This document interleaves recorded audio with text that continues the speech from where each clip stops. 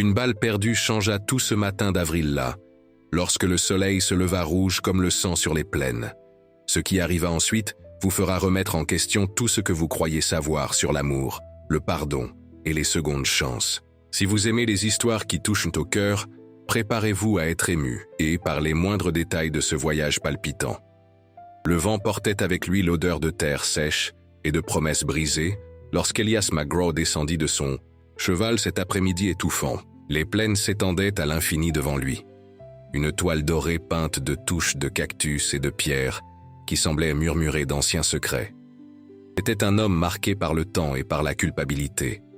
Ses yeux bleus comme le ciel, avant l'orage, portaient le poids de 1000 batailles perdues contre lui-même. À 38 ans, Elias vivait comme un spectre parmi les vivants, habitant une ferme isolée où le silence était son seul compagnon depuis cette nuit fatidique 3 ans auparavant, lorsque son imprudence avait coûté la vie à son jeune frère lors d'un braquage mal planifié. La ferme. La pierre solitaire se dressait comme un monument à la solitude humaine. Ses murs de bois grinçaient sous le poids de l'abandon émotionnel de son propriétaire. C'était début avril lorsque Clara Whitfield arriva dans la petite ville de Dusthaven, n'apportant avec elle qu'une valise usée et la détermination de faire de celle qui n'avait plus rien à perdre. Elle avait répondu à une annonce discrète dans le journal local recherchant quelqu'un pour s'occuper de la maison et de la propriété. Mais ce qu'elle trouva fut bien plus que ce qu'elle attendait. Clara possédait des yeux verts, qui rappelaient l'espoir têtu qui pousse même dans le désert le plus aride. Et ses mains délicates cachèrent la force de celle qui avait déjà affronté des tempêtes pires que n'importe quelle tornade, des plaines. La première rencontre entre eux fut marquée par la tension palpable qui emplissait l'air, comme l'électricité avant l'éclair. Elias leva à peine les yeux lorsqu'elle frappa à la porte, se limitant à indiquer d'un geste sec où se trouvaient les quartiers des employés et marmonnant des instructions de base sur ses responsabilités. Clara perçut immédiatement que cet homme portait des blessures invisibles plus profondes que n'importe quel coup de couteau, et quelque chose dans sa poitrine se serra d'une compassion qu'elle ne s'attendait pas à ressentir. Pendant les premières semaines, ils dansèrent une valse silencieuse d'évitement mutuel, lui sortant tôt pour s'occuper du bétail, et elle se plongeant dans le travail de redonner vie à cette maison qui semblait s'être arrêtée dans le temps. Ce fut lors d'une tempête particulièrement violente fin avril que le premier moment de connexion authentique se produisit. Le vent hurlait comme des loups affamés autour de la maison, lorsque Clara entendit le bruit de quelque chose se brisant dans la grange. Sans y penser à 2 fois, elle courut dehors, la pluie fouettant son visage comme des aiguilles glacées. Elle trouva Elias luttant pour contenir les chevaux effrayés. Une profonde coupure au front saignant abondamment. Sans hésiter, elle l'aida à calmer les animaux, leurs mains travaillant en synchronie dans une danse de survie.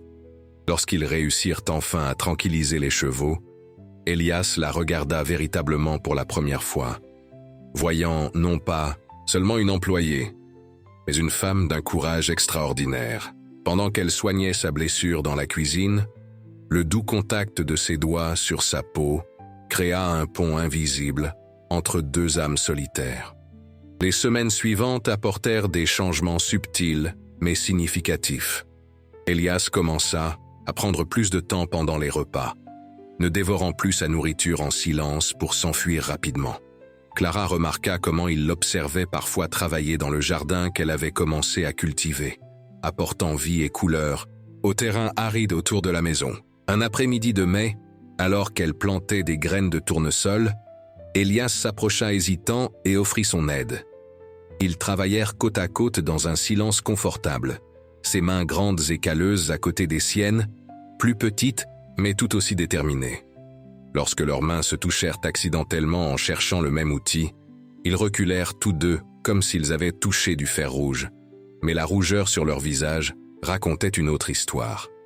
Le baiser, deuxième moment crucial de leur relation naissante, vint à travers un geste apparemment simple, mais chargé de sens. Clara avait remarqué qu'Elias gardait un vieil harmonica dans un tiroir du salon, couvert de poussière mais manifestement chéri. Une nuit, après le dîner, elle le posa silencieusement sur la table devant lui. Elias resta paralysé pendant de longs instants, des souvenirs douloureux inondant son esprit. Son frère lui demandait souvent d'en jouer les nuits froides. Et, depuis sa mort, Elias n'avait même pas pu regarder l'instrument. Clara, percevant sa lutte intérieure, dit simplement que certaines mélodies étaient trop tristes pour être jouées seules, mais qu'ils pourraient peut-être trouver de nouvelles chansons ensemble. Cette nuit-là, pour la première fois en 3 ans, les notes mélancoliques de l'harmonica emplirent l'air, et Clara chantonna doucement une vieille chanson sur l'espoir et la rédemption. Le mois de juin apporta avec lui non seulement la chaleur écrasante de l'été, mais aussi des ombres du passé qu'aucun d'eux ne s'attendait à affronter. Tout commença lorsqu'un groupe de cavaliers arriva à la ferme un après-midi particulièrement chaud. Le chef, un homme nommé Jake Morrison, était un ancien complice d'Elias de l'époque où lui et son frère vivaient en marge de la loi. Morrison apportait des nouvelles inquiétantes sur un dernier coup qui pourrait rapporter assez d'argent pour que tous prennent leur retraite. Mais Elias refusa catégoriquement, déclarant que cette vie était derrière lui. La tension était palpable comme la chaleur qui montait du sol, et Clara observait depuis la fenêtre de la cuisine, le cœur serré par une peur qu'elle ne pouvait nommer. Morrison n'accepta pas facilement le refus.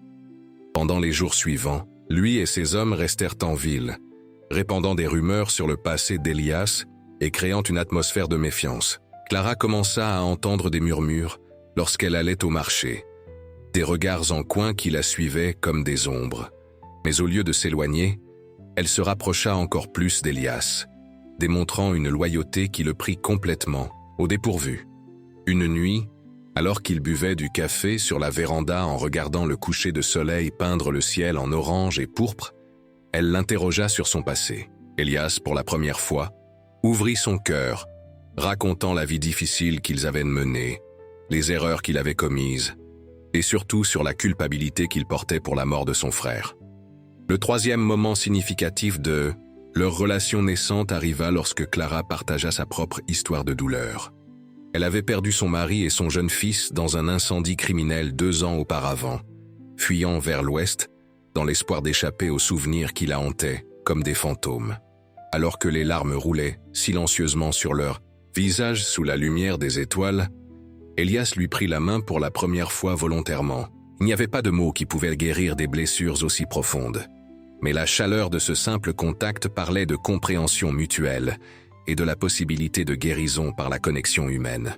Ils restèrent ainsi pendant des heures, 2 cœurs blessés trouvant du réconfort l'un dans l'autre tandis que le désert nocturne les enveloppait dans son étreinte silencieuse. Le premier grand tournant arriva comme un éclair dans un ciel clair un matin de juillet. Clara était allée en ville chercher des provisions lorsqu'elle entendit des coups de feu résonnant dans la rue principale. Morrison et ses hommes avaient braqué la banque, et dans la confusion qui s'ensuivit, le shérif avait été gravement blessé. À l'horreur de Clara, elle entendit Morrison crier qu'Elias McGraw serait le prochain s'il ne les rejoignait pas. Courant de retour vers la ferme, son cœur battant comme les sabots de 1000 chevaux sauvages, elle trouva Elias se préparant à affronter son passé une fois pour toutes. La détermination dans ses yeux était comme de l'acier forgé au feu, mais en dessous, elle pouvait voir la peur non pas de la mort, mais de la perdre. La confrontation qui suivit testa non seulement le courage d'Elias, mais révéla aussi la force extraordinaire de Clara.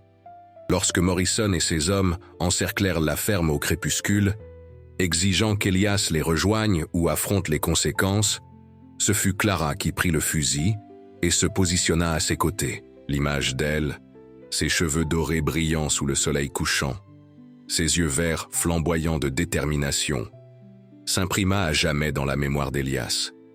Ensemble, ils affrontèrent les bandits, non pas avec une violence débridée, mais avec la ruse de celle qui avait quelque chose de précieux à protéger.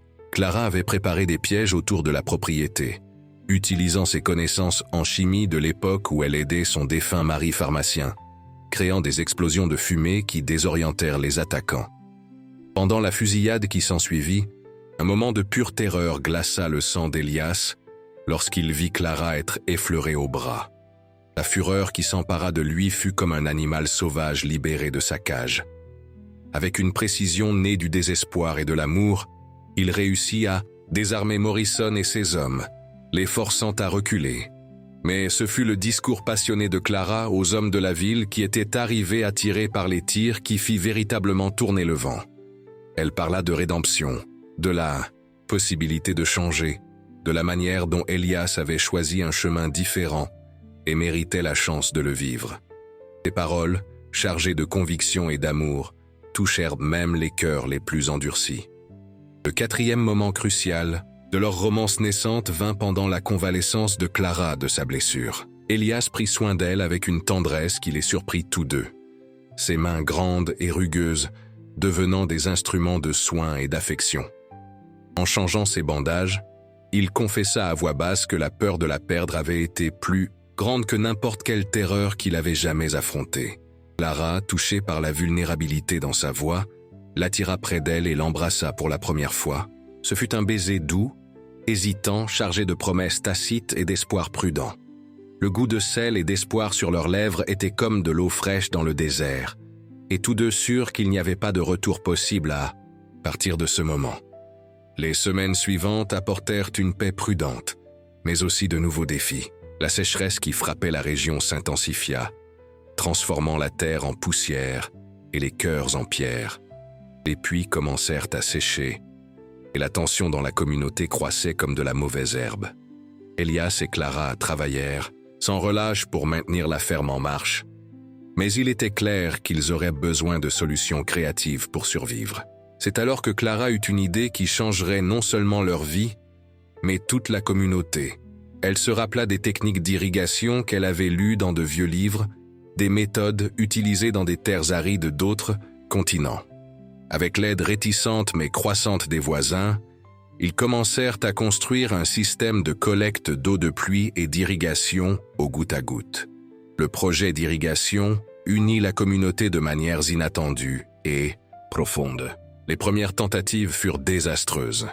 Des canaux mal planifiés qui séchaient avant que l'eau n'atteigne les champs. Des citernes qui craquaient sous le soleil implacable. Mais chaque échec était une leçon, et Clara tenait des registres méticuleux de chaque expérience. Elle découvrit qu'en mélangeant de l'argile locale avec des fibres de cactus, on créait un scellant naturel qui empêchait les fuites. Elias contribua avec ses connaissances pratiques du terrain, identifiant les points les plus bas où l'eau s'accumulerait naturellement pendant les rares pluies. Les voisins initialement sceptiques commencèrent à s'intéresser lorsqu'ils virent les premières pousses vertes émergeant du sol auparavant stérile. James Patterson, un fermier grincheux qui avait perdu la moitié de son troupeau à cause de la sécheresse, fut le premier à offrir son aide. Il amena ses fils, des garçons forts qui creusaient des canaux sous le soleil brûlant. Bientôt, Mary Sullivan, la veuve qui gérait seule la propriété voisine, se joignit avec ses filles. Les femmes tissèrent des couvertures d'ombre pour protéger les jeunes plants les plus délicats, tout en partageant des histoires et des rires qui n'avaient pas été entendus depuis longtemps sur ces terres désolées. Le travail était brutal. Les mains saignaient, le dos faisait mal, et il y eut des jours où l'on aurait dit qu'ils essayaient d'apprivoiser le désert lui-même à main nue. Mais quelque chose de magique se passait pendant ces longues après-midi de travail partagé. Des hommes qui regardaient auparavant Elias avec méfiance, à cause de son passé sombre, le voyaient maintenant suer à leur côté, partageant l'eau de sa propre gourde lorsque les provisions s'épuisaient. Ils témoignèrent de sa patience en enseignant des techniques de construction, de sa disposition à prendre les tâches les plus difficiles, et surtout, la manière dont ses yeux s'illuminaient lorsqu'il parlait de l'avenir qu'ils construisaient, ensemble. Clara devint le cœur du projet. Elle organisait des repas communautaires où tous partageaient le peu qu'ils avaient, transformant la rareté en abondance par la générosité. Ses mains, autrefois habituées seulement aux tâches ménagères, apprirent à manier des outils lourds, à calculer les angles d'inclinaison pour les canaux, à identifier les signes subtils que le désert donnait sur l'endroit où trouver de l'eau. Elle devint une figure respectée, son intelligence et sa compassion gagnant même les plus sceptiques. Les femmes de la communauté, initialement distantes, commencèrent à la solliciter pour des conseils sur tout, des remèdes maison aux problèmes matrimoniaux. Pendant cette période, un nouveau personnage entra dans leur vie, une jeune orpheline mexicaine nommée Rosa, qui avait fui un orphelinat cruel. Clara convainquit Elias de l'accueillir, et bientôt la petite fille devint comme une fille pour eux deux, remplissant la ferme de rires qui n'avaient pas été entendus depuis longtemps. Le deuxième grand tournant arriva lorsqu'ils découvrirent que Morrison avait survécu et préparait sa vengeance. Il s'était allié à un propriétaire terrien corrompu qui convoitait les terres fertiles que le nouveau système d'irrigation avait créées. Des documents falsifiés apparurent, affirmant que la propriété d'Elias se trouvait sur des terres litigieuses. La bataille juridique qui s'ensuivit testa non seulement leurs ressources financières, mais aussi leur foi l'un en l'autre. Il y eut des moments où le désespoir menaça de les engloutir comme des sables mouvants, mais ils se soutinrent mutuellement, trouvant de la force dans leur union. Le point culminant de cette nouvelle crise arriva lors d'une audience cruciale, en août. Clara avait passé des nuits blanches à rechercher des lois et des précédents, et sa présentation au tribunal improvisé fut tout simplement brillante. Mais ce fut lorsque Rosa, la petite orpheline qu'ils avaient accueillie, témoigna du foyer aimant qu'elle avait trouvé à la ferme que les cœurs furent émus. La communauté, voyant la transformation que l'amour avait opérée en Elias et le bien que lui et Clara avaient apporté à tous, s'unit pour les soutenir. Le juge, un homme juste qui avait connu le frère d'Elias, décida en leur faveur, mais non sans avertir que Morrison était toujours en fuite et assoiffé de vengeance. Le cinquième et le plus significatif moment de leur relation vint une nuit étoilée de septembre. Elias avait préparé un dîner spécial, avec l'aide maladroite mais enthousiaste de Rosa. Sous le vaste ciel du désert, avec des millions d'étoiles comme témoins silencieux, il s'agenouilla devant Clara. Il n'y avait pas de bague en diamant, juste une simple alliance faite d'argent extrait des montagnes proches, gravée des mots « espérance éternelle ». Sa demande fut simple et directe comme lui-même. Elle avait nettoyé non seulement sa maison, mais son âme, lui montrant que la rédemption était possible et que l'amour pouvait fleurir même dans le sol le plus aride. Clara, les larmes, brillant comme des diamants sous la lumière des étoiles, dit oui non seulement à lui, mais à la vie qu'ils avaient construite ensemble. Le mariage fut prévu pour octobre, mais le destin avait d'autres plans. Morrison, consumé par l'obsession, de la vengeance prépara son attaque finale. Il enleva Rosa alors qu'elle cueillait des fleurs pour le mariage, laissant un mot exigeant qu'Elias le rencontre seul dans le canyon connu sous le nom de Gorge du Diable. La terreur qui s'empara de Clara et Elias fut comme une tempête de sable, qui aveugle et étouffe. Mais au lieu de céder au désespoir, ils planifièrent soigneusement. Clara refusa de laisser Elias partir seul, arguant qu'ils avaient tout affronté ensemble jusqu'à présent, et que cela ne serait pas différent cette fois. La confrontation finale dans le canyon fut un moment de vérité suprême. L'endroit, choisi par Morrison, n'était pas accidentel. La gorge du diable était un lieu de sombre légende, où l'on disait que les esprits des morts dansaient à midi et que l'écho pouvait rendre un homme fou. Les parois de pierre rouge se dressaient comme des sentinelles sanglantes contre le ciel bleu implacable, et la chaleur créait des mirages qui déformaient la réalité. Morrison, rendu fou par la haine et l'envie qui le rongeaient comme de l'acide, avait préparé une embuscade élaborée. Il connaissait chaque pierre, chaque ombre de cet endroit maudit, et avait positionné ses quelques alliés restants à des points stratégiques. L'air était chargé de tension lorsqu'Elias et Clara arrivèrent, le son de leurs chevaux résonnant sinistrement le long des parois du canyon. Ils avaient laissé un message au shérif, mais savaient que l'aide tarderait à arriver. Rosa était attachée sur une haute corniche, son petit corps tremblant non seulement de peur, mais d'une foi absolue que ses parents adoptifs la sauveraient. Morrison émergea des ombres comme une apparition sortie de l'enfer lui-même, son visage marqué par des cicatrices et les yeux brûlants de folie. Il ne comptait pas sur la détermination de fer de parents protégeant leur fille adoptive, ni sur la transformation que l'amour avait opérée en Elias McGraw. La bataille qui s'ensuivit fut brutale et décisive. Le premier coup partit de Morrison, ricochant sur les pierres et envoyant des fragments coupants dans l'air. Elias poussa Clara derrière un rocher, tout en ripostant. Chaque mouvement calculé avec la précision de celui qui ne pouvait se permettre de gaspiller des munitions. Clara, pour sa part, ne resta pas passive. Utilisant de petits miroirs qu'elle avait apportés, elle créa des reflets confus du soleil qui aveuglèrent temporairement les tireurs ennemis.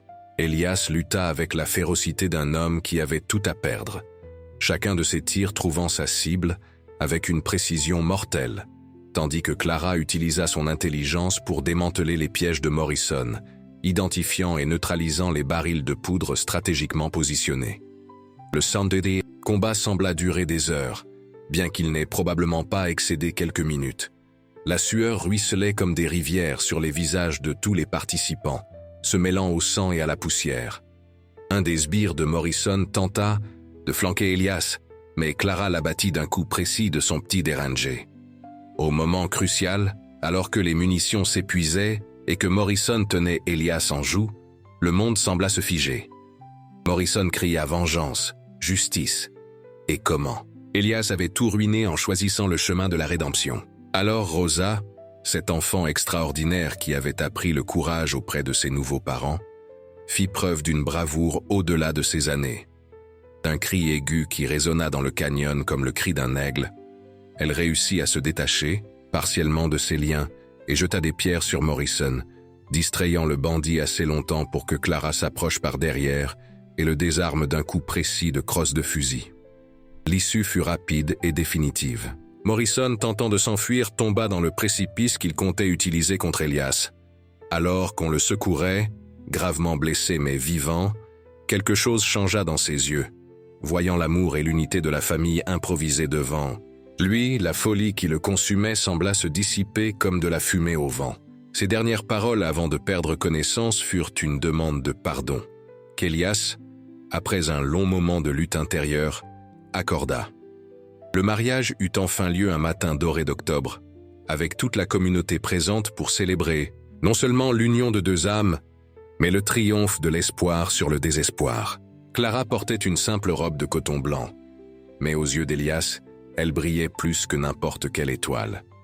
Rosa dispersa des pétales de fleurs du désert sur le chemin, son rire cristallin remplissant l'air comme une musique céleste.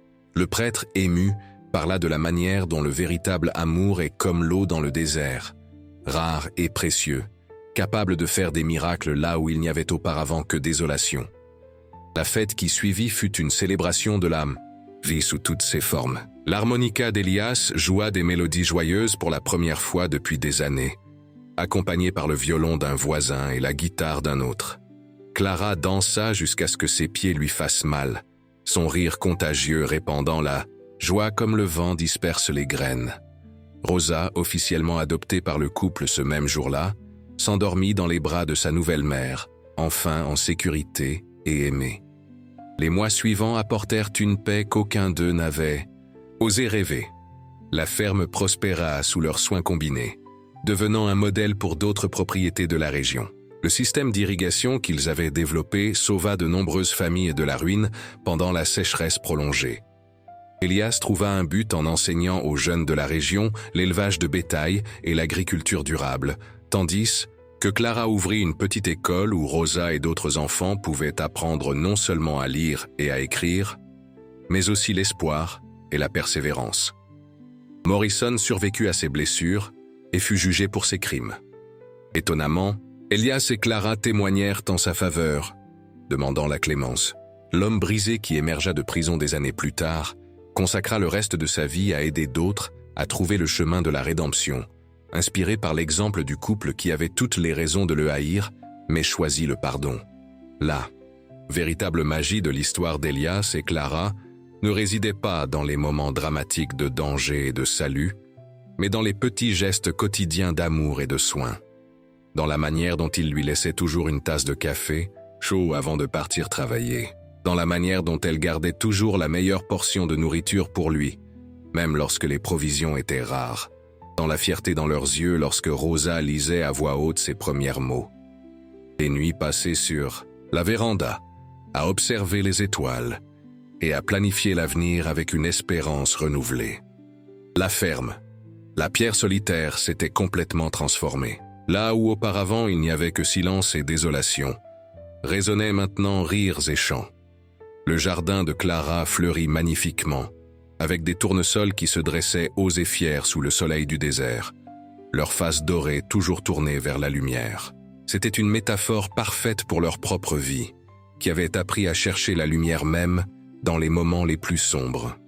Des années plus tard, des cheveux blancs commencèrent à apparaître sur les tempes d'Elias et de petites rides de sourire marquèrent le visage de Clara. Ils se regardaient encore avec le même émerveillement que lors de cette première nuit d'orage. Rosa grandit pour devenir une jeune femme forte et compatissante, portant avec elle les leçons d'amour et de résilience qu'elle avait apprises de ses parents adoptifs.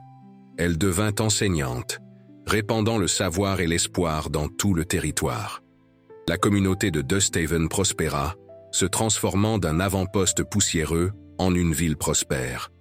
Au centre de la place principale, ils construisirent un puits communautaire, décoré d'une plaque disant « L'eau de la vie coule plus abondamment lorsqu'elle est partagée ». C'était un hommage au couple qui avait montré que même dans le désert le plus aride, l'amour pouvait faire jaillir des sources d'espoir.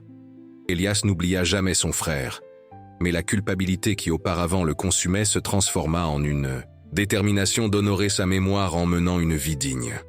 Il établit un fonds pour aider les jeunes en difficulté à trouver un travail honnête, brisant le cycle de violence et de désespoir qui avait fauché tant de vies.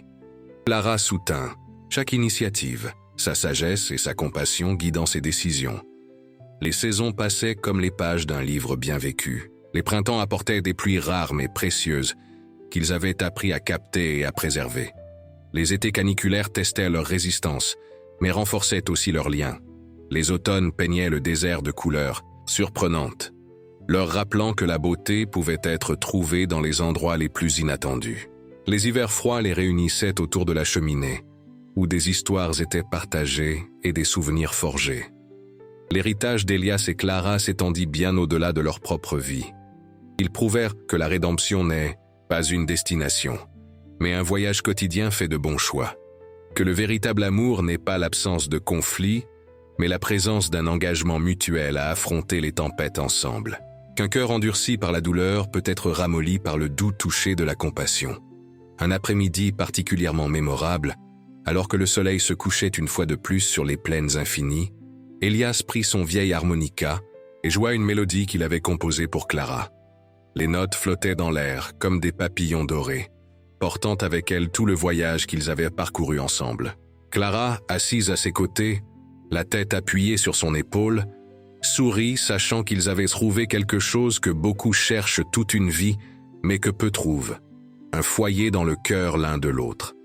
Leur histoire devint une légende dans le vieil Ouest, racontée autour des feux de camp et dans les saloons poussiéreux. Mais pour ceux qui les connaissaient, Elias et Clara étaient simplement la preuve vivante que même dans les circonstances les plus improbables, l'amour trouve un chemin. Comme les eaux souterraines qui coulent invisibles sous le désert, n'attendant que la bonne opportunité pour émerger et transformer la terre aride en un oasis de vie. Et ainsi, dans les plaines dorées où le vent murmure encore d'anciennes histoires, la ferme. La pierre solitaire demeure comme un témoignage qu'aucune âme n'est au-delà de la rédemption, qu'aucun cœur n'est trop solitaire pour aimer à nouveau. Les graines d'espoir que Clara avait plantées dans ce premier jardin s'étaient multipliées 1000 fois, créant un héritage d'amour qui leur survivrait pendant des générations. Lorsqu'il fut enfin temps de quitter cette vie, ils partirent, comme ils avaient vécu leurs meilleures années, ensemble, main dans la main, le cœur plein de gratitude pour le miracle improbable de s'être rencontrés. Rosa et ses enfants continuèrent leur travail, s'assurant que la lumière qu'ils avaient allumée dans le désert ne s'éteindrait jamais. Et vous, à quel moment laisserez-vous l'espoir fleurir dans votre désert ?